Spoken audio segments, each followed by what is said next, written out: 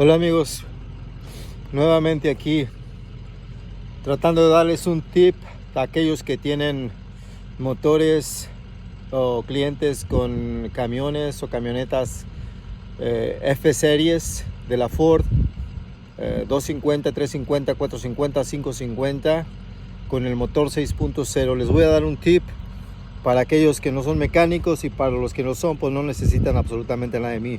Pero este es otro troque que se quedó parado en la gasolinera después de llenarlo de combustible, y a veces quisiera ayudar a mis amigos paisas a que no paguen tanto, pero cuando miro que son bien cuachalotes, bien dejados, me arrepiento y digo: no señora, a esto les cobro doble.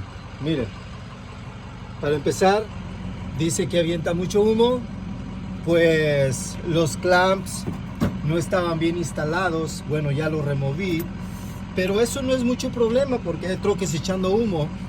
Pero cuando me vengo aquí al sensor de los inyectores, miren nada más, estos cables pegados, estos cables todos haciendo contacto. Entonces, ¿cómo no va a hacer fallar el troque? ¿Y cómo no va a ser falso contacto? ¿Y cómo va a estar?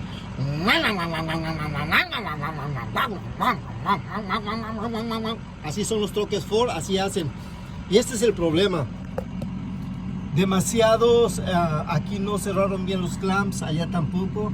Por eso está lleno de humo y dice que echa mucho humo. Aparte que el EGR no sirve. Ven ustedes, eso es agua quemada.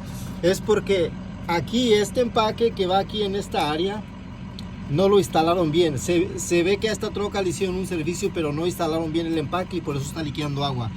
Entonces yo iba a tener compasión de este amigo, pero la verdad que no, le voy a cobrar 3 veces si es posible.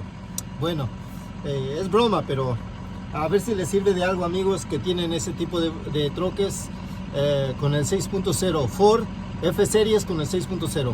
Dios les bendiga, hasta pronto.